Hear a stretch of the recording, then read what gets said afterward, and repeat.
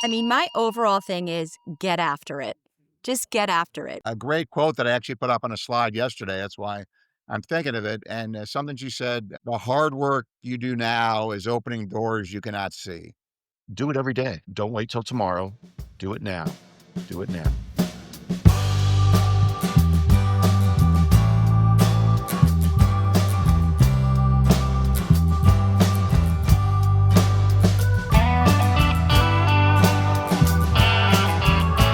Welcome to Wait What? Sportsbiz Chat with DP and McGee, the podcast that takes an often irreverent, sometimes cynical, and occasionally even a serious look at the business of sports. I'm your co-host, David Parro. And I'm Tim McGee. Well, we've emerged, Tim, from a rather unruly Ryder Cup. MLB playoffs are underway. Wait, what? Yeah, it's so unruly. And I love using that word. And the winner of the understatement of the year. Playoffs are on in Major League Baseball. The puck drops on the NHL season next week, and the WNBA Finals open on Friday. But we have something special for you today, and that is our second not-so-annual look at the state of the business of sports as an academic discipline. Now, more on that later in the show.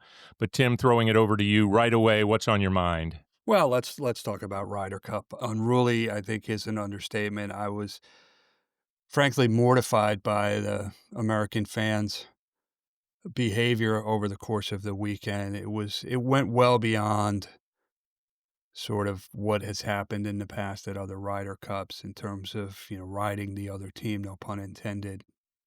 There was an MC who was hired by the PGA of America who started the FU Rory chant. I mean, that falls squarely in the lap of the PGA of America. She apologized, she quit or stepped down before the last day. But to me, that was just symbolic of the entire weekend. And I think the European team comported themselves as well as they possibly could have been expected to. It made it very difficult. Quite honestly, for me, it made it very difficult to root for Team USA.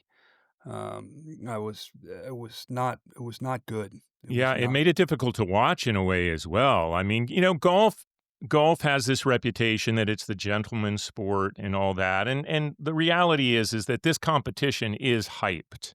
And it's been getting pretty intense. Certainly the players take it seriously. There's a lot of, chest pounding and kind of in your face type of stuff. And it's not that the Euros don't do that. I mean, Rory will give it back when he feels necessary. Certainly Shane Lowry does. But this definitely seemed to cross the decorum. And what Rory constantly was saying was that we don't care what they say in between shots. It's when you're standing over the ball. And that's just a golf thing. So I don't know exactly where the blame lies other than the PGA of America particularly needs to look at this from their side, at least next time when it's hosted in the United States, and what they're going to do about it. I've had so many people write me. I mean, I actually have this time. I'm not just saying that.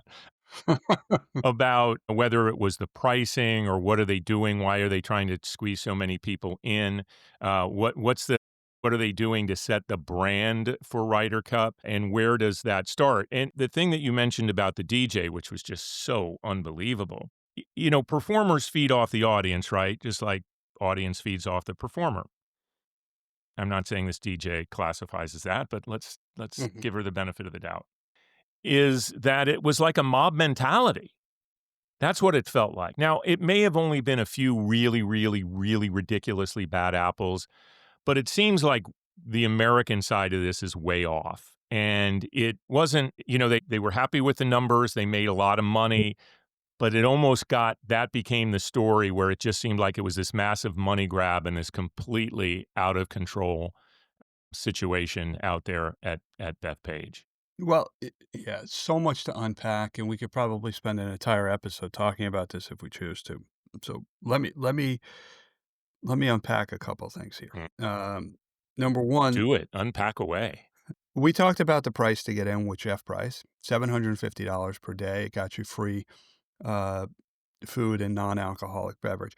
So these were not bleacher bums. These were not people paying $5 on StubHub to get in. These were people who had the means to spend a minimum of $750 to get in, and yet they still comported themselves that way. I can say this because I grew up on Long Island. I heard a great line. Somebody said the Ryder Cup reminded people that Long Island is just Alabama North. Now, it would have been helpful if you were also spent some time in Alabama, but I have. I didn't live there, but that's one thing. Number two, and let me preface this by saying I don't have any issue with the American players being paid.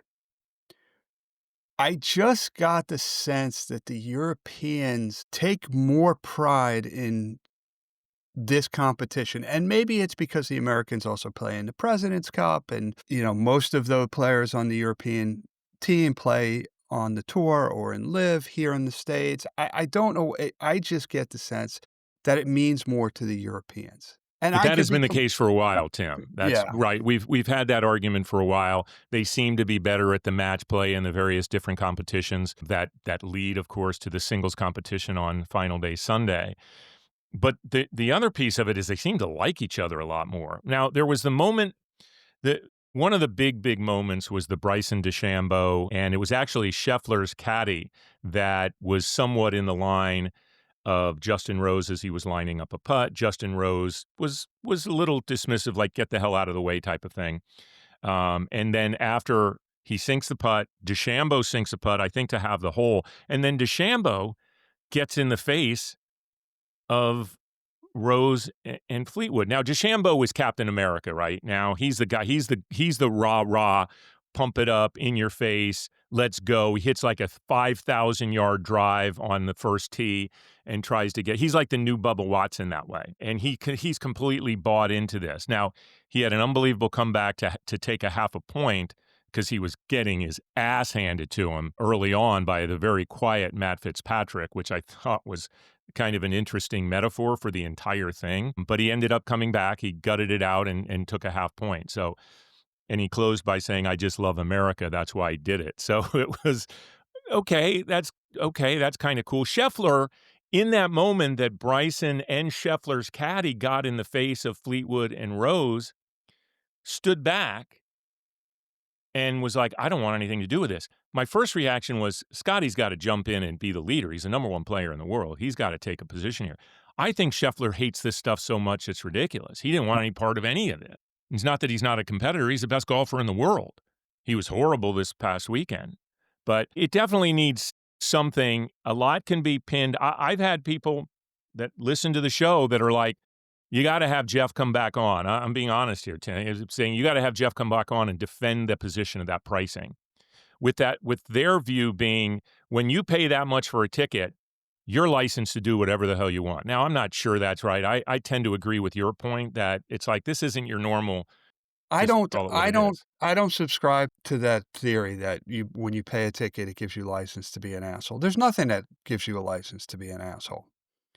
You can boo, you can cheer, you can scream at the top of your lungs between holes, between shots. But to your point, there is decorum in the sport of golf that needs to be followed. Now, there are people who try to say, well, how come, tell a football crowd to be quiet or tell a baseball crowd to be. It's different. It is different. It's different. It's an individual sport where concentration is absolutely critical. And I just don't buy it yet. Neither DeChambeau nor Scheffler had a great weekend, but poor 𝗚𝘕𝘄𝑚𝑜𝑟𝑖, oh my goodness, he had a half point. I will say this. The star of the American team, of course, was Wake Forest's own Cam Young. I mean, he kind of went about business, did his job, secured a big point that almost got the U.S. going back in because he went out first. Listen, the U.S. team did not give up. They had a great comeback on Sunday, but it is a 3-day tournament, and match play just they were not well suited for match play.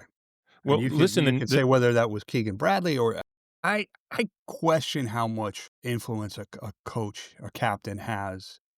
Yes, he sets the lineups. Yes, he decides who sits and things like that. But, for example, what's his name? Who was the older guy on the European team? Fleetwood. He sat on Saturday afternoon, rested him for singles play on Sunday. So was it Justin Rose? I forget. Well, there's a book by a very good sports business podcaster actually named Richard Gillis called The Captain Myth. I think, Tim, the key is we need to write a book. I think that's the key. Anyway. Well, hold on. Maybe you have. No, I haven't. But I believe that before you write a book, you have to have read a book. Oh, okay. No. Yeah, right. So, I've read 16 books this year. Anyway. The idea is that it's a myth. The whole captain thing, pointing the fingers at. I don't think Keegan comported himself particularly well throughout the entire weekend, including when there were issues popping up. I think some of the players should have come out. I think the PGA of America never took any sort of accountability at all during the whole thing. There were some American players who would put their hands up asking for quiet when a European player was approaching a shot or addressing the ball. And so I don't blame the American players. And what happened, with 𝘚𝘱𝘰𝘵𝘅 and Scheffler and the caddy, to me, that was a bit of gamesmanship. They did shake hands after the round. And to me, that's well within the bounds of this competition. But what the crowd did was not. Well, let's look at it from a number standpoint. I don't think it had much to do with the issues with the rowdiness, but the very uphill climb that the American team had going into Sunday certainly hurt those numbers. While television viewership was way up in the UK, not surprisingly, the U.S. audience suffered quite a bit. Let's see. And they missed some, and the people who chose not to tune in on Sunday miss some great golf. Peak of 5.3, average of 3.22, and that was between 5 and 5:15 later when I think people were kind of jumping in. And this is a big data number. So this is one of the worst in a long time with the big data pumped onto it. So I think you have to go back a while if you had removed that, which added several 100,000 more to the viewership number of what it might have been in the older system. So it wasn't good from that standpoint, but that was driven by the giant lead that the Euros had built heading into Sunday. Yeah. And then 2 years from now, it goes to Adair Manor in Limerick, or Adair in County Limerick, I should say. So there you go. We need to record there. We do have a President's Cup in the U.S. next year. We're going to have to get Joey Chitwood on, who's running that now. Mm-hmm. I think that should be a road trip event. Go to the President's Cup. We should record out there. I'm going to start working on that one. Well, I think now that the event is over, we can admit to our audience that we were pushing hard to get an invitation from. Well, like I said, I had a wedding. My nephew Zach got married. I couldn't have made it. So, I mean, that's my story and I'm sticking to it. I do want to say before we go off of this onto our next topic, two things. Number one, you got to give PGA credit for the way they handled the president's appearance on Friday. It did not, as far as I know, disrupt people, despite the fact that they went through all of the security measures that one does go through when a president is on site. So kudos to the PGA for that. I also want to give credit because the European team, for lack of a better term, trolled President Trump after their victory. And he came back with, I thought, a great comeback. Congratulations. That's all he said. It was one of the most muted Donald Trump things ever. And I think that was well advised because I think the European team was doing it mostly. I mean, they all know him. I mean, the guy is such a golf geek. Right. He knows all the players. He probably loves them all. And I think some of them may not, approve of his politics, but who knows? That's not the point. I think they were having fun with the president being out there. And I think that was one of the, wow, that's not a crazy response. Yeah, to the victors go the spoils, and he did not add fuel to the fire, right. So good for him. Agreed. All right, listen, just leaving this whole thing there. Ryder Cup is an amazing event. We were very happy and fortunate to have somebody from both sides of the pond on this, so to speak, the PGA of America and DP World Tour speak to us about this. But there were definitely some issues, I think, that need to be discussed as to what this competition has become, or I think players are going to start wondering about competing in it. And we'll see, when it plays in Ireland next. So let's move on. Big announcement just a few days ago about who is going to perform at the Super Bowl halftime. And there had been rumors of Adele. There, of course, had been rumors of Taylor Swift, because of her intricate involvement with the NFL and its most popular team, the Kansas City Chiefs, and one Travis Kelce. But I get so despondent over any decision, no matter what, that there is instantly sides to take on it. And I don't have an opinion one way or the other. I thought that, and the announcement is that Bad Bunny is going to be the lead performer. Bad Bunny is a massively popular international star, Puerto Rican born, was one of the highlights, in my opinion, of Happy Gilmore 2. So I don't know how anyone could think Bad Bunny isn't a fun, entertaining personality. But some of the stuff that came out from sports luminaries like Danica Patrick My about God. like no songs are in English, or most songs aren't in English. People can't, and it's like that's the point. Go sell a car warranty, Danica. So I know you have some thoughts on this and kind of a philosophy, but this is about building brands. And I would say, compared to last year's artist, Kendrick Lamar, who I could understand because he's so socially active and politically active in a way in his lyrics and his songs, the things he chooses to say with his art. I'm not saying Bad Bunny isn't, but Bad Bunny is probably more of a general appeal star, I think, than even Kendrick Lamar. Listen, I think if Taylor Swift had been announced, There would the have been most people. popular star on the planet, somebody would have lost their mind. Yes, the difference with their, instead of sexist undertones, there with Bad Bunny, there are racist undertones. So let's look at this. First of all, anybody who says, I don't know who Bad Bunny is and thinks that's a burn on Bad Bunny is living under a rock, okay? Because his songs have been downloaded from Spotify over 1 billion times, number one. Number two, he's going to sing in Spanish.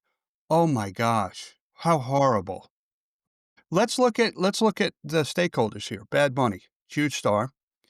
Every artist who performs at the Super Bowl halftime show sees a big bump in streams and downloads of their music or sales, however you want to measure it. Number two, the NFL is, again, we've joked that they're not going to be content until every person in the world is an NFL fan. Well, this is an opportunity for them to grow their audience to a Hispanic or a Latinx, whatever you want to call it. And number three, let's look at the sponsor, Apple, which just came out with new earbuds that can translate into your native language. Yeah, Bad Bunny sings a lot of his songs in Spanish. Guess what? They're probably going to be pushing those earbuds. So if you are a Bad Bunny fan, but you don't understand what he's singing, buy those earbuds, update your operating system, and you can listen on your earbuds and hear in the real time what he's singing in English. But Danica Patrick, he almost threatening him, he better not sing in Spanish. Stop. Yeah, I saw that former Braves pitcher John Rocker weighed in on this too. What a shocker. He had a racist take. But I think, there are people, to your point, there are people who are going to take sides. And I had a post on this on LinkedIn. For those of you who didn't see it, my take was basically this. Most of us are not the target audience for Bad Bunny if above a certain age. And so if you don't like the artist selection, take the 20 minutes and go to the buffet table, use the restroom, go look at Puppy Bowl, whatever it is. The NFL does not care. They do not care. The NFL does care about its audience overall, but I think our demographic has proven year after year, scandal after scandal, big controversy after big controversy, that we don't care and we continue to watch. The numbers just bear that out. Yeah, I mean, listen, I almost walked away from the Super Bowl halftime show when a radical splinter group of Up With people somehow made its way onto the field. So woke, man. But there are people like it would be. Can you imagine? No, you're right. If Up With people came out right now, there would be so much hate toward them. Yeah, it's just and young people are important to growing audiences. It's simple as that. Every brand goes through that. How are we doing it? But there are so many platforms for people to share their voice, including voices that spew a lot of stuff that both is a little ridiculous and maybe somewhat hateful. Listen, I've been to Super Bowls. I've seen the artists live. I watch every year, not necessarily because I'm a fan of the artist or familiar with the artist's work, but it exposes me to new music. Yeah. I try to look at it through eyes of those people who are. who are fans of that particular audience. I'm looking forward to having my class tomorrow night where I have a bunch of late teens, early 20s students and get their take on it. The fact of the matter is the days of Springsteen, the Stones, Aerosmith, even Coldplay, U2. I mean, U2 Not might be growing audience. Not growing audience at all. no. And I'm not sure if Adele would have grown an audience, and her music doesn't necessarily, it doesn't Listen, lend it's to itself get to a people tuned in and talking and engaging with it. And these new artists, such as Bad Bunny, have not, and it's not only how many times their music is streamed, it's what their engagement is socially. And so I think the NFL is probably laughing at any of these comments because he actually has pretty mainstream appeal. first Hispanic artist to star in So, a Marvel movie. right. But let's keep in mind before we break, just real quick, the one thing I do want to say is a lot of the criticism coming from the right is the fact that he refused to perform in the United States on his most recent tour. He did a 30-day residency in Puerto Rico, sold out every night, and obviously Puerto Rico is part of the United States. But he would not come to the continental United States because he was fearful that his audience, which is predominantly Hispanic, would have been targeted by ICE and so he was actually looking out for his audience. But people turn that around and say he's anti-American, he's not patriotic, he doesn't love America, he's not even American. The fact of the matter is his concern was real. I agree with that, but that's not the worst of it when it comes to bad takes. Let's put it that way. It's like, okay, listen, I wish he would try to make the change then within and perform to his audience.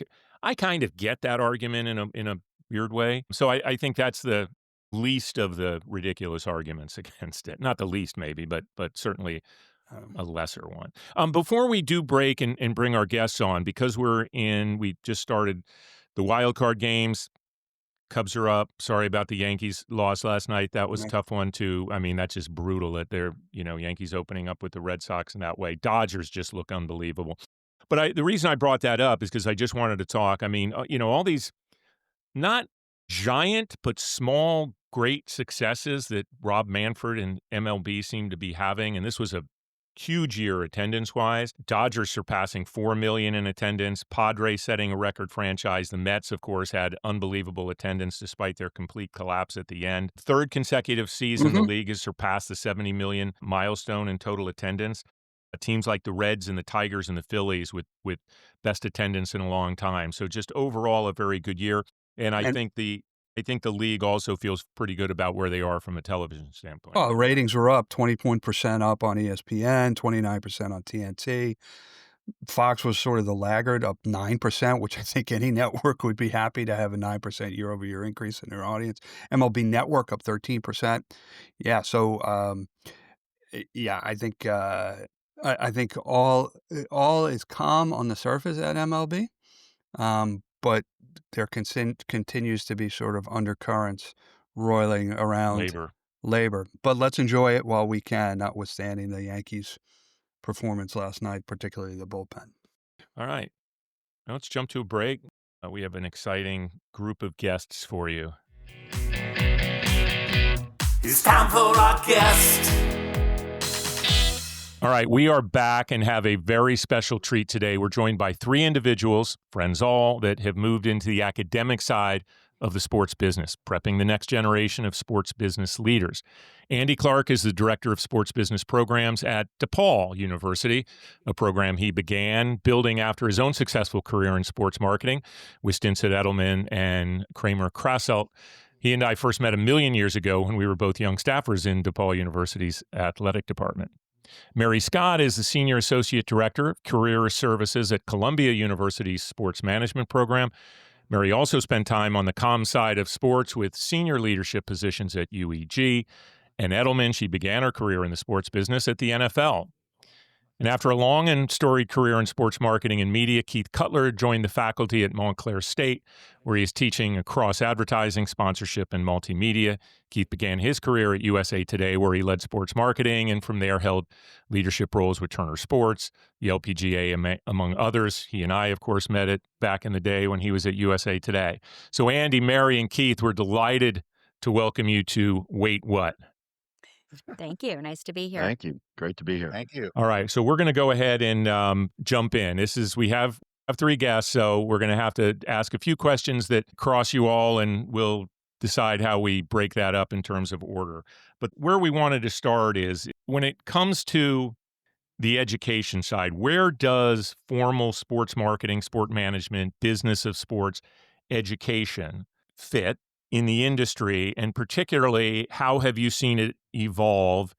I'm going to go left to right here, so we'll start with Andy. I'll try to be short since there's a lot here, but I think you're going to hear me use the word probably experiences like 10 times when we talk today, and that's what that's what I think the role is experience, right?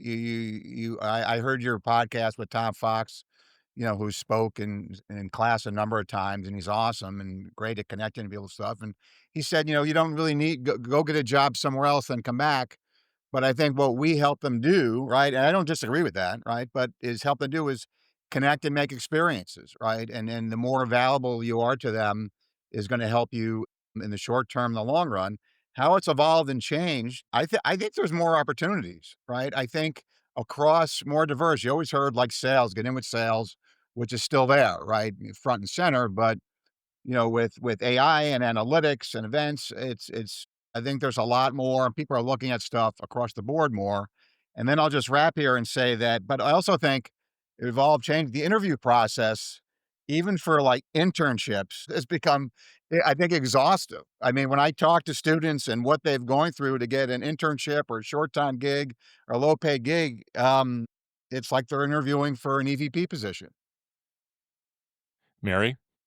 I couldn't agree more. I mean, I think that there's no more entry-level jobs. They might say they're entry-level, but even entry-level, they want 2 to 3, sometimes 3+ years experience. And that, goes down to your point, Andy, even on the internship level. And so, I think that drives back to, why is a master's or, undergraduate degree important? Because I think that it gives students this breadth and depth of not just knowledge, but also experience. And I think that's necessary, whether it's in-class experience or what that gives them so they can go out and land these internships that are so competitive, I think is really critical. I mean, I've been in now higher ed for 4 years, so I'm on the not as much as my peers here, but I've seen it change dramatically, right? In terms of even the types of classes that are being offered now, right? The industry is changing so quickly. I think the classes have changed too. So where, maybe when I was back in school or maybe not that long ago, but, say even, 5-10 years ago, I think, the classes were one thing, and now they have, changed so much because I think programs are trying to stay ahead of what's in the marketplace and where are the jobs. So things like AI and BI and, other types of classes like that, I don't think they existed. So I think it's a wonderful place right now for students who are interested in pursuing or pivoting or entering or accelerating, their roles in the industry to take advantage of, what these programs have to offer. Keith? I approach it like a client in a way. I have a room full of clients, and they're all different, but they're different than Mary's clients and Andy's clients. They are. Just a fact. So I kind of evaluate what their needs are and what their interests are. Clearly, I'm supposed to teach sports sponsorship, so my main focus is that this is a business. This is how everybody in this room, if you want sports in your title, will get paid. So whether you're a cameraman pulling cable, on air, a writer, or selling, and I hope we have lots of them in there, this is how you get paid. So I think if we start them young to understand that, because, in my intro, you said I worked for USA Today, I worked for Turner, I've worked with a lot of pretty high-level content creators. And on the editorial side, I've had my fair share of wrestling matches with those content creators that we're all making paychecks here. And I'm just here to help you get a raise if I'm selling a sponsorship. So you want them as partners. So no matter what they're doing, I want them to understand that they are partners with the person next to them, whether they're the HR person, the accounting person, finance, the on-air person, the guy pulling the cable, or the gal running the lights, or the hotshot selling sponsorship. So I think evaluating theirs, and then, to amplify what Mary and Andy said, we have an advantage to give them connections. We worked in the business, and I feel that's what I can deliver. I can deliver some connections to maybe give them a half a step so they don't have to go that painful interview process. I mean, show up on time, look clean, smile, and stay 5 minutes later, and you got the job. I mean, what are we asking for these people, right? So that's kind of the message I give. So this question again is for all three of you, and we'll start with you, Keith. What's the aim of and you touched upon it now, but what is the aim of your program at Montclair or the classes that you've taught, and what do you hope for your students to get coming out of it? And I know there's sort of, at the end of the day, everybody wants to get a job in sports, right? But more specifically, what are you hoping your students get out of it? Yeah, I mean, at Montclair State, again, it's different than Columbia and DePaul. I know it is, and it's different than the other programs. I know the folks who run the other programs. We have a really strong, sports communications is the major, and what the advantage we have is being a Division III school. Those wanting a career on the production, broadcasts, whether they're on the audio or the video side, they learn on state-of-the-art equipment. They get to do the football games, the volleyball games, the basketball games, all of them, and they're working their butts off doing it, and they're really, really good, and that's a huge advantage. There's nothing that they haven't done or seen as far as using the equipment that if they get that job at CBS or wherever, they know how to work it because we have the same equipment, and we have the same folks coming in, seeing it and doing it. On the business side, we're not really, I mean, I'm not telling anyone anything anyone doesn't know. We're not really strong on the business side. So that's where I think, from my perspective, I want to evaluate what their business interests and business knowledge is. And if I can pull a couple people, interested on the sales side or on the marketing side or on the, that side. So our program's different. Like I said, if you're really on the production side, you're going to do great. I mean, you have all the skills. You're going to learn all the skills. From the business side, that's where I need to step in and maybe provide some connections and identify the few diamonds in the rough where I could mentor and coach them and possibly get them somewhere in the middle to near the top of the, head of the line to at least get that interview. Yeah. Mary, I'm really interested to hear your perspective because unlike Andy and Keith, you're not teaching classes on a regular basis. So hand it over to you. Yes, exactly. I think that I look at the experience in a program like ours as a journey. And I talk to the students about this is your journey, right? This is your journey to discover what it is that you like. This is your journey to learn about something new. This is your journey to, see the different jobs that are out there that you didn't know about. I mean, how many of us have had conversations with students on the undergraduate and graduate level, and when you ask them what they want to do, they want to be a GM of the NBA.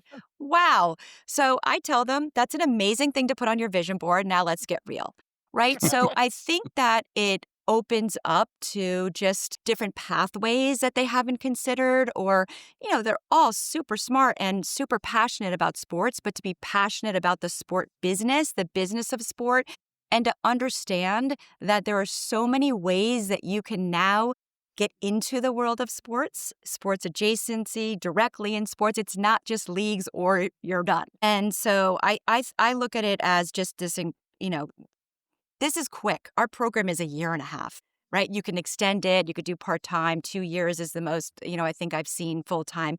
That goes by so quick, right? You're taking classes, you're learning, you're networking, you're trying to get work. It goes by quick. So my advice to students is always just soak it all up, be on this journey of discover, open yourself up to things, be present in class and in other opportunities that you find yourself in. And just, the joy for me, I've been here 1 year now, is to have seen that journey take place and seen just how much more in touch with kind of themselves, if you will, and what they want and what they don't want, just as important, and setting themselves up for, kind of where they go after here is what I see the value of this program is.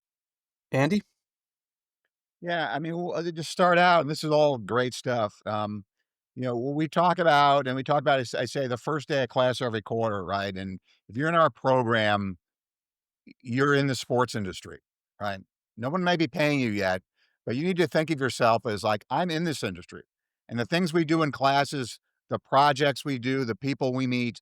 We're doing projects this quarter with the Chicago Marathon, with Gatorade and Paragon Marketing. So you're working with real folks and presenting to real folks. And the core of our program, we are in the business school. We are the sports business program. Not to give short thrift, we also have a sports communication and a sports journalism program. But we talk about three key tenets when we talk about our program. One, which is kind of obvious, learn what the industry is about and what's going on there, right? Two, what are the careers, right? The different things, you're right.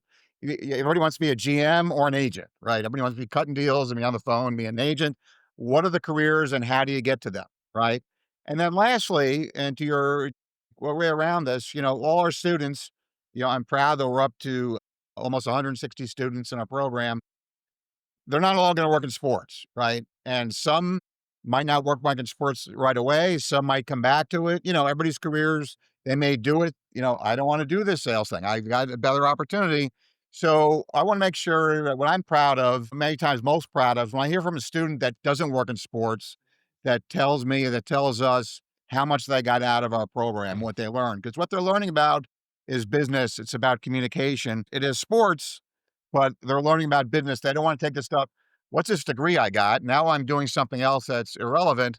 No, this is a degree that's going to help you in anything. It's focused on sports, which is an interest. Thanks for that, Andy. We're going to start with you, and we have a question for each of you. And I've been fortunate to speak at some of your classes and have enjoyed those opportunities. But I also know that you've created a couple pretty ambitious programs. One, you're behind the scenes with Chicago Sports Program, and your annual Business of International Sports in London that you do. You touched on this a little bit with the first question about experience, but talk to me about what those specific programs mean to your students and to what you're trying to build in the program. Yeah, I mean, these two courses are really a microcosm of what our program stands for, right? Our behind the scenes with Chicago sports organizations, which I'm proud of. We're doing it for our 12th year in our December term. Most schools have a January term, we're on quarters. So we have a December term, but it's a week-long class all day, every day. You're all in, where we visit Chicago sports organizations, right? We visit all the teams. We've gone to, we'll go to Gatorade this year. We'll go to Wilson. We've gone to McDonald's. We'll go to different agencies like Paragon and Revolution and Intersports. So really learning about the industry, not just about speakers coming to class, but out visiting where they are and seeing how they operate.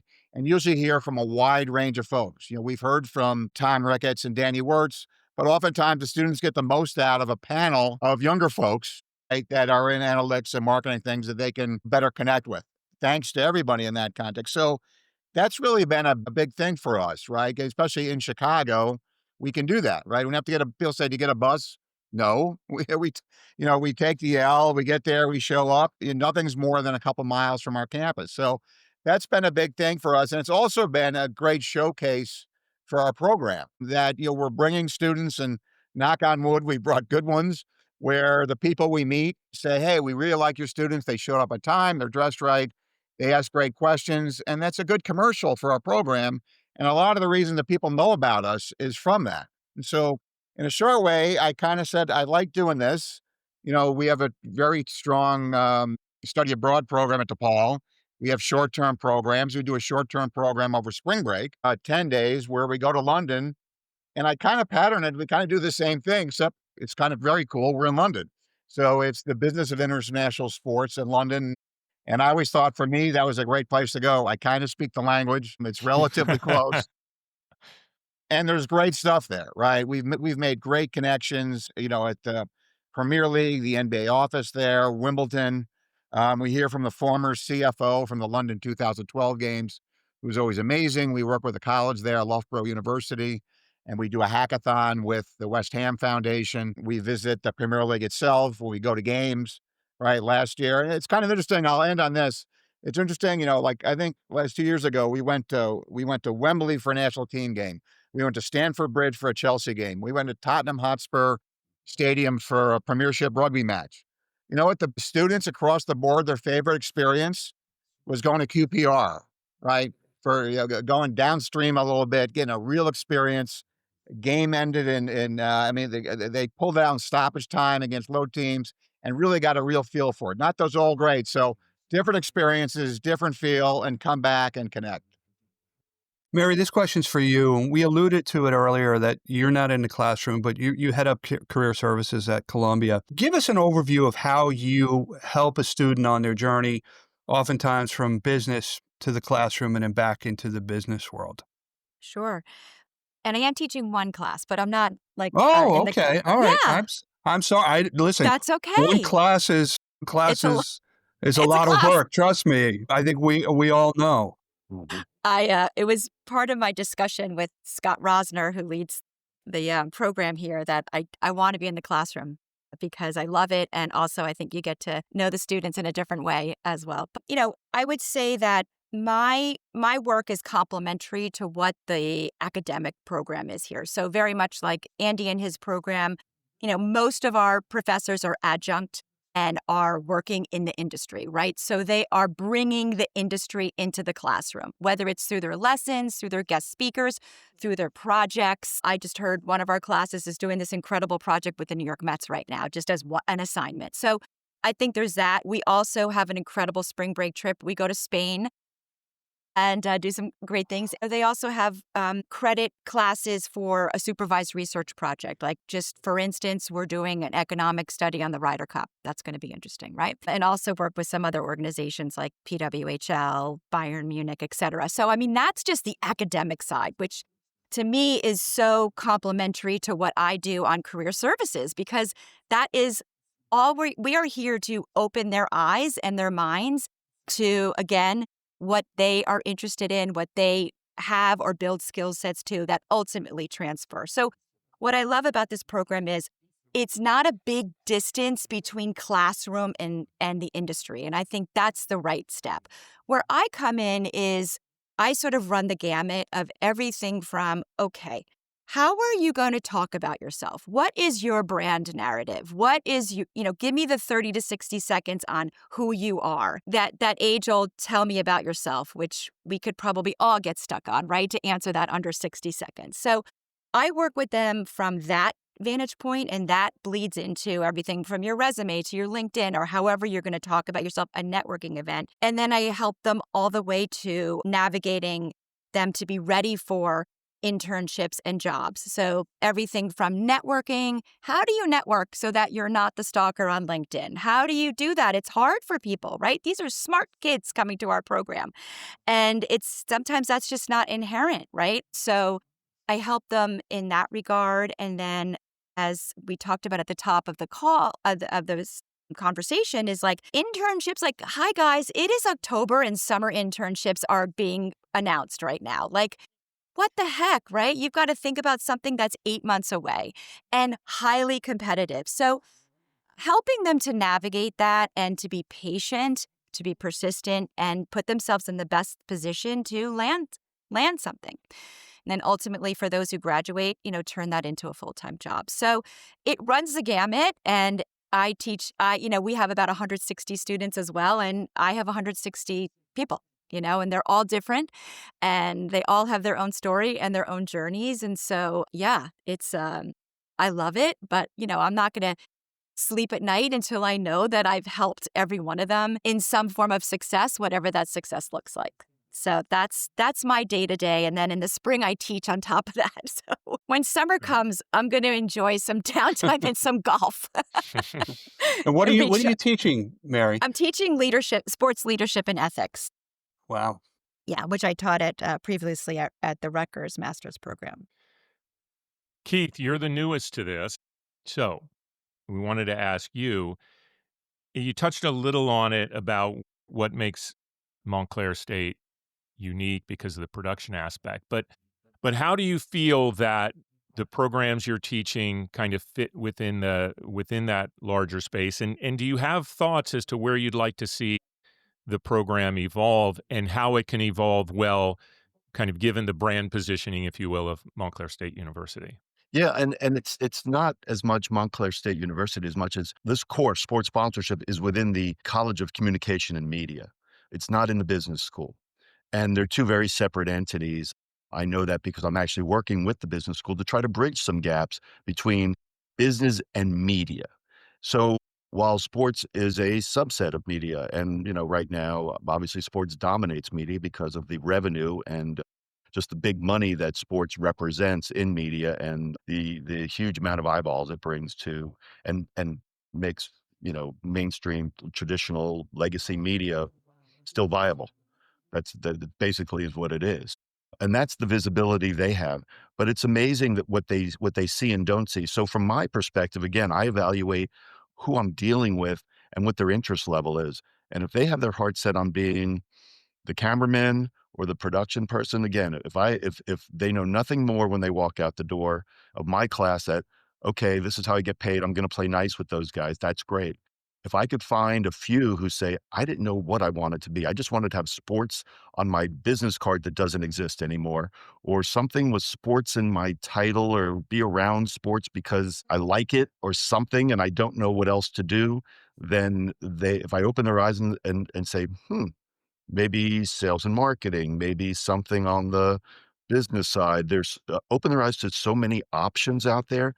And then if they want to attach themselves to me, that's what I'm there for. That's what I want them to do and get comfortable with tapping into the resources that possibly I can bring in. Some of the people I know, like the people here on in this podcast, have been generously offered as I've asked for favors that I don't that no one owes me, but I'm not shy about doing that. So exposing them to the business side, and for everyone else, they can just wave at the sponsor as they go by and make sure that they get their 15 seconds on air and their logo jacket. But for the few, I'm just looking to get a few out there that are saying, now I found what I want to do in sports. And maybe this guy and some of the people he knows can help me do that because I have no connections. So let's start from there and get them interested that way. I want to go back to asking each one of you for your take on this particular question. How important is it to manage students' expectations as they come into your program and work their way through? Andy, we'll start with you. That's a huge part of this, right? Because, the sports, and when Mary touched on, everyone wants to be a GM and where they're going and how quickly are they going to get there. And what I focus on the most, I think, though, right, is what the opportunities are, right? That, and everybody's kind of touches one way. There's a lot of different ways to go, right? And lots of times I heard like, I didn't know anything about that, right? Or speaker, I didn't even know, that was a career. So that's one part of it. Two part of it is that we're in the business school. You're going to make less money out of the box, than you are in most finance jobs, right? Or something like that. So you have to understand that, but you also have to understand that you're in school, to follow a passion in many ways, right? If you want to go make more money, go do that, right? But if you're doing this, you have to understand where it goes. And oftentimes, even like in this past year, I had a couple students with, starter sales programs, which are killer and great experience. And then, maybe the parents find out what they're paying you what, and you have to figure out, like, okay, yeah, you got to be ready to do that, understand that. So it's expectation from a few different perspectives. I've got a daughter who was an art history major, so we're all about salary expectations in this house. Mary? I agree with everything Andy said. I feel like I am both the hype woman and then also the reality check, right? I mean, that is my role, right? I don't have a very big office, but I wish I had a couch in my office because I think that could be very helpful. But I think it's really about, I say to them, I'm going to give you really real feedback and ways to amend it because you're going to hear it out there, right? I mean, if you find I'm not getting an internship, I'm not getting anywhere, well, let's really break it down and why aren't you, right? Sometimes it's how you position yourself, et cetera. Sometimes it's, you're only going for this one role and you're not, it's like that.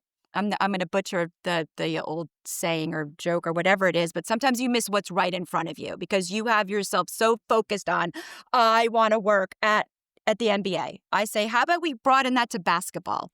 And how about we broaden that to what role actually do you want? And where can we find that role somewhere else? Because as we all know, there is no linear career path, right? And so I think the expectation is really about opening themselves up to see what's in front of them and to not sort of miss what could be right there. Oh, well, I had that opportunity, but that wasn't what I wanted, so I didn't do it.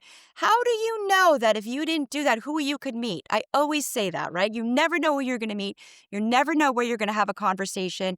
Even in class with your peers, they could be the ones that help you get a job. I think that's kind of my message, and in terms of reality check, is that, like, be open to take advantage of seek it out and take advantage of everything that comes your way. You never know. Yeah. Keith, you have never been anything other than frank and candid with me, so I'm really looking forward to hearing your take on this. You guys kind of know me for a long time, and I'm all about tough love. Those are the two words that I was thinking about. So, straight between the eyes, but the truth, being honest, all of us here, all of us have weathered those sports storms, had highs, lows, and I'm not just talking to going into Final Fours and Super Bowls, They have nothing to do with it. And kind of take that out of the equation and talk to them that this is a job. It's highly competitive, that the advantage I want to give them is being in this room. And then we have 25 or 30 students in this room. So my advantage is I want you to only compete with look left and look right, because outside of this door, you see all those other students sitting around. They're not competing right now. So there's your advantage, but you have to compete in this classroom because someone here is going to work harder than you. Someone here is going to want it more than you. Someone here is going to say today and not tomorrow. So if you all do it today, and if you all stop being a tomorrow kid or whatever that is, because tomorrow never comes. So I'm really straight with them. I'm always honest with them. And I think they know that. And for those who want to be on that journey, I will mentor them. I will help them. And even those who don't, I will be tough with them and say, because you didn't do this, but if you do this, you can get back on track. So again, our program's different. We're not a graduate program. We're not a business program. But on the business side, I can help them a little bit. Even on the production and broadcast side, I can help them a little bit. We have a lot of great resources at Montclair State University. We have a facility that's state of the art that can compete with any facility. We're 15 miles from New York City. So I always point out the window, and Mary knows this because she was there for quite a while. I always point out, we could see Manhattan from Upper Montclair. And I always say, if you want to get there, you have to show up here. If you really, really want it bad, you have to show up here. And there it is, panoramic, huge 30-foot wide windows staring at you in the face. So they get that message, and then it's the ball's in their court. We're partners. I'm willing to be their partner. Come on, let's do it. So that's kind of the tough love attitude.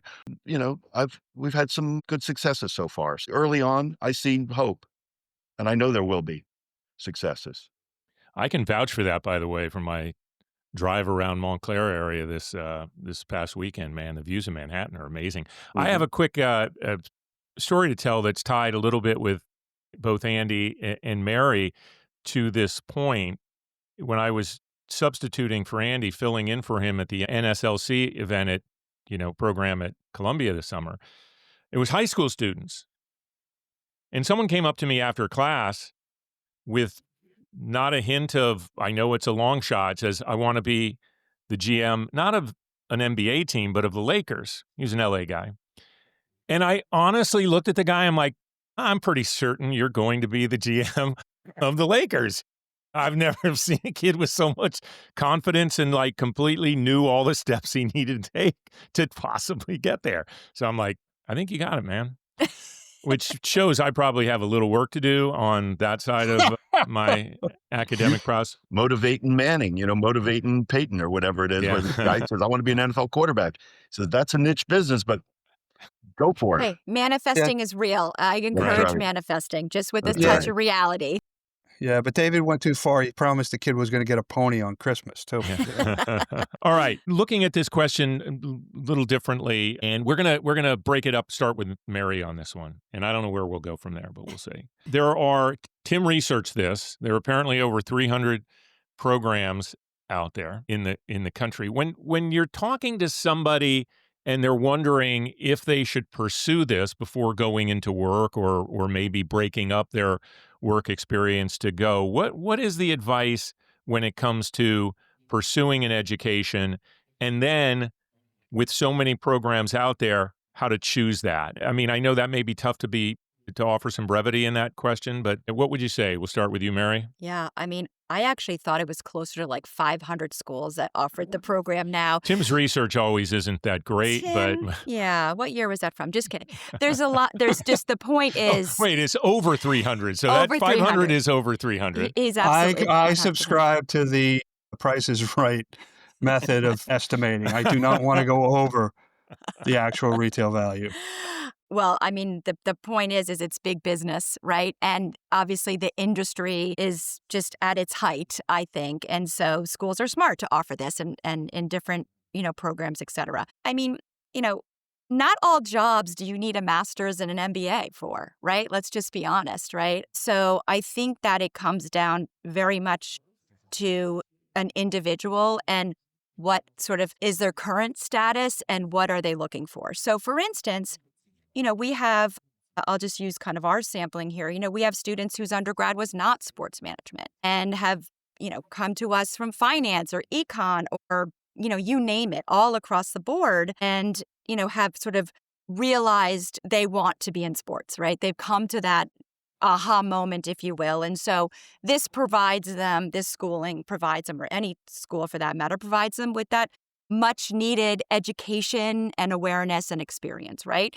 Then we have some students who were undergrad, but just their undergrad perhaps didn't have the breadth of what like Columbia offers. And they just wanted to know more about the sports industry and different ways to go in. So again, everybody's situation is absolutely unique and different. And so I don't think there's a blanket answer I can give on whether grad school or sports management program is like for you or not, because I think it does come down to that.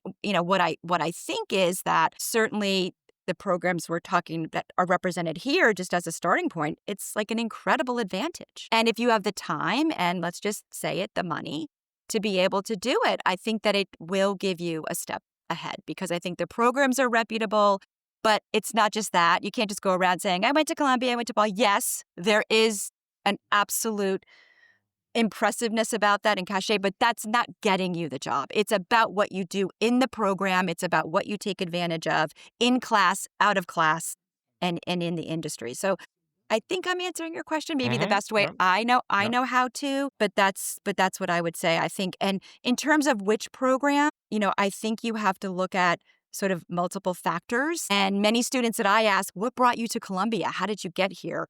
Many of them will say they wanted a specific focus area or they wanted to be in New York as, if you will, the capital of the sports industry. And some people have said, I came because I want to do soccer analytics and you have the best course on that. I'm just giving you those kind of things. So I think in terms of choosing, it's going to be multiple factors that guide people in terms of which schools to apply to and to ultimately seek out which programs. Keith, anything you'd like to add on Yeah. that? I mean, again, I come from, evaluating needs and wants and where you should go. Now I know if someone comes to me and says, I want to be sports soccer analytics, I'm going to send them to Mary. I'm going to send them to Columbia because I don't think I would send them. I wouldn't say go to Montclair State for soccer analytics. I mean, we probably have someone who knows that. But again, my first question is, what do you want to accomplish? What do you want to get out of that education? Because again, the tough love side of me says, go work for a minor league soccer team, go work for a minor league baseball team, a minor league hockey team, anything. Go work for, if that's what you want, and do every job because there's 3 people that work there. So you're going to do every job. You're going to sweep up, sell tickets, sell sponsorship, and sell popcorn at halftime. That's just the way it works. And then you'll find out what you want to do. And maybe then go get your education when you can narrow it down to soccer analytics or selling sponsorships, and you think there's a connection out there that an education and a bit of business knowledge would help you get a step up. Otherwise, work at it at the same time. I'm just a big fan of that because I'll use a minute more saying, you both know, I've hired hundreds of people in the sports industry, and I've never hired anyone who has a sports MBA, sports management degree. No one's ever asked me, or no clients ever asked me to go find someone that has those degrees, even though there's a lot of them out there. And I'm very well connected with a lot of the schools out there and the former sports executives who are running these schools and are directors or play a very pivotal roles in these schools. But the fact is, unless you're an alum of Columbia or Montclair State or DePaul, other than that connection, it's not going to get you any closer to the door. Work experience will. Saying I sold that sponsorship to the local pizzeria and at the minor league park, and here's the promotion I put together, and it generated X plus 3 sales, and I'm going like, you're hired. If you can do that for the local pizzeria and the local minor league team, you could do it for me. Get some track record. So sorry for rambling on. No, thanks, Keith. Andy? I'm going to echo what I've already said and what everyone else has said. And it really comes down to what I opened with is experience, right? And that's what everyone said in one way or another. When you're looking at different programs, and people ask me that, and the program Dave touched on earlier when you talk to high school students, wherever you go, there's a lot of great programs, a lot of great schools, and it's got to fit where you're at. Find where you're going to have access, right? Well, are you going to, are you reading from a book? No. You're doing projects, the projects, Mary and Keith talked about, or we're doing with the Chicago Sky or the Chicago Bulls or Chicago Marathon or different agencies, and really getting in and doing the work, right? Whether it be in the classroom, outside the classroom, the more experience you get across the board, that's what we're here for, right? People don't care. People there that you show up on time. And I'm going to quote, and maybe I'll wrap here to quote the great Ted Lasso: "Be curious, not judgmental." Right? Do that. Be open, and you'll do well.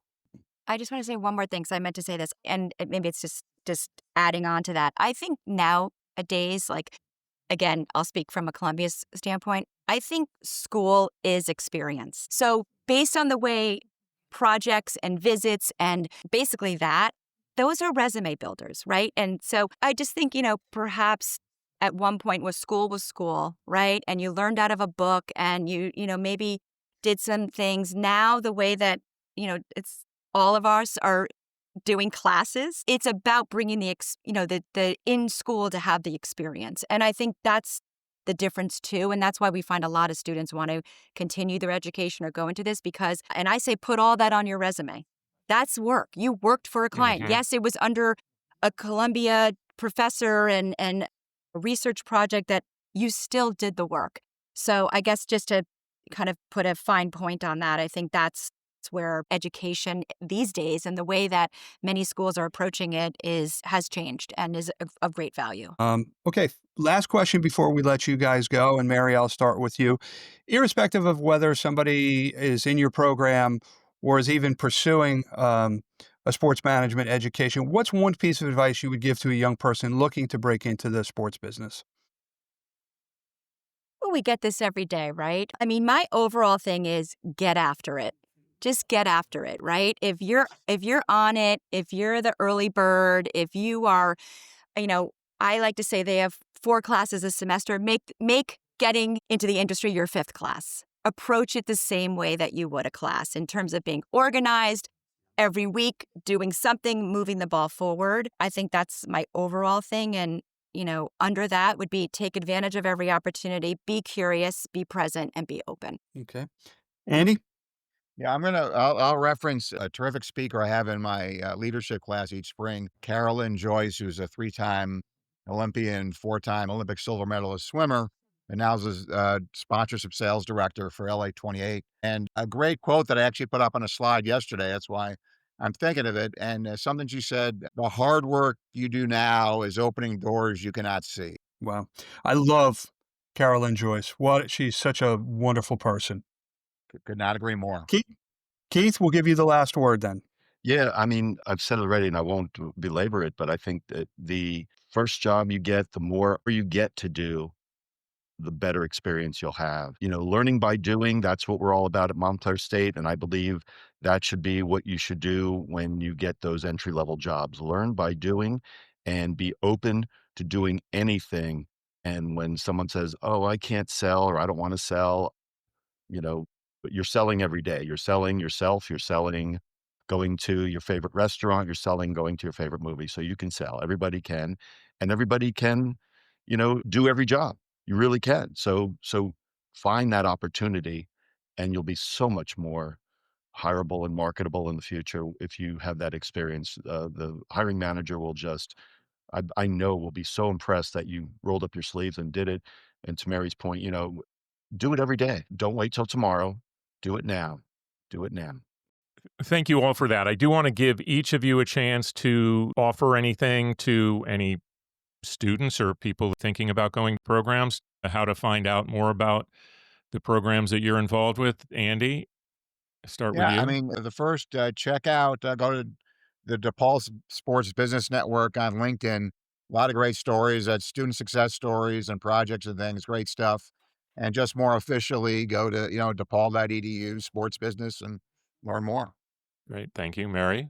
Same for Columbia Sports. We do a lot of information sessions for prospective students, and I think those are a wonderful way to online and in person, a wonderful way to learn about the program, and then of course also on our LinkedIn and website as well.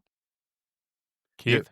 yeah. For Montclair State, we have a great, as I said, on the broadcast production side, a Red Hawk Sports Network, some real professionals who've been there, done that for all the networks, all the top sports networks. I'd say come to a basketball game, come to a football game, and watch what they do, and then talk to the students who are doing it and the faculty advisors. They'll talk to you. They'll give you, they'll show you around. They'll take care of you. They really would love to see you. And I don't know if anyone does that, but I think the best experience is like I said, come to an event and watch. Well, I don't care if it's volleyball or what the event is. They're there and they're broadcasting it, and talk to them and see if that's something you'd like to do.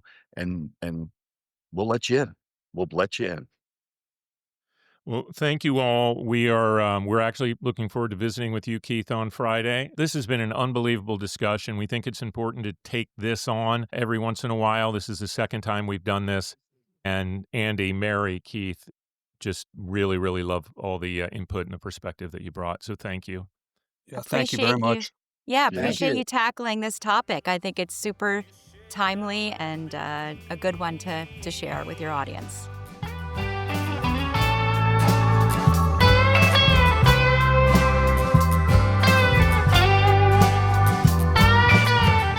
We are back, and thank you again to Andy Clark of DePaul University, Mary Scott of Columbia University, one of my alma maters, and Keith Cutler from Montclair State University. What a great discussion, and what three really great perspectives on a sports management education. So, David, now is the time in the show where we take a look forward, and I would love to hear what's on your mind. There's a couple things that I wanted to touch on here in this closing segment. First is a correction. Last week, I talked about the Commanders' new stadium and how it was going to be asking for a huge public investment, which it is, by the way.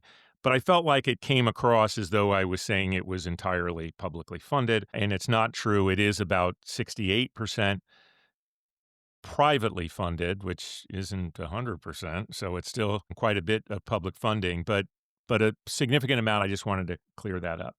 Secondly, a shout out to the recent class, the 11th year of the Game Changers for SBJ. Credit to Sports Business Journal for highlighting women in the business that are making a difference. We've had quite a few of them actually on our podcast, and I'm honored by that. Pam Battalis, Julie Giese, Vanessa Tavares, Renee Anderson, Jessica Gelman, Kathy Engelbert. May have missed some there, but those are all game changers. We're proud of the guests that we have, and excited and proud of all the women that are making a difference in this field. The one thing that I have my eye on is that one of the big stars of the WNBA, 𝗚𝗫𝘕 Collier, the great star of the Minnesota Lynx, went full out on the league and Kathy Engelbert, the commissioner, aforementioned Kathy Engelbert, about the lack of leadership coming on. And I think this just sets the laying it down as it relates to the CBA negotiation going on between the Players Association and the league right now. It was brutal. I mean, it was brutal, like talking specifically about a conversation. I don't know the veracity of what she said, but she read a statement that very specifically mentioned things that Kathy Engelbert had said about Caitlin Clark, and that she should be thankful for the platform that the WNBA has given her. to make the money that she's making, even though Caitlin Clark came into the league with all kinds of deals in place. Anyway, it wasn't pretty. 𝗚𝗵𝘆ciecie𝗹 is one of the leaders of the WNBA players. She's a star. She is, and it seems like she's going to be one of the main voices. And this will be interesting to see, how the league deals with this, if that gets them even tougher in their stance. But this isn't going to be an easy one, in my opinion, for Cathy Engelbert to survive if I'm kind of looking at it. So would love to get your take on that as you go through your stuff. That was my immediate thought. Does she survive this? The takedown was absolutely brutal. I'm paraphrasing here, but her comments when told of what 𝗚𝗵𝘆ciecie𝗹 said was, I'm sorry she characterized our conversation that way. She did not dispute anything that 𝗚𝗵𝘆ciecie𝗹 said. And you mentioned the fact that Cutler is a vice president of the union. However, Cutler is also one of the founders of Unrivaled, and we have had this conversation before. This is, I would say, a quintessential apparent conflict of interest, meaning who benefits in the immediate term if there is a work stoppage in the WNBA, and certainly Unrivaled does. So I'm not questioning what was said in that conversation. I have no idea. I am not questioning 𝗚𝗵𝘆ciecie𝗹's motives or motivation in making those comments. I have no idea what was in her mind. I am simply pointing out the fact that she is a co-founder of Unrivaled, and Unrivaled would undoubtedly benefit from a work stoppage in the WNBA, which I think is much more likely now. And I thought it was highly likely before these comments. You did. I believe they have not done anything to turn down the temperature of the discussions between ownership and the rank and file. Which is why we need to keep our eye on this. I mean, this just gets more interesting every day. Oh boy, does it ever. Listen, we have had a great show. There's a lot of stuff there, so why don't we end it here? Thank you again to our guests. Thank you, David. Most of all, thank you to our listeners.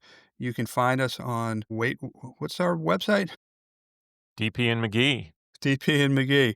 I get second billing no matter what. dpandmcgee.com. This will be up, as all of our episodes are, 7 a.m. Eastern Time on the East Coast. Until next week, he's DP, I'm McGhee, and we'll talk soon.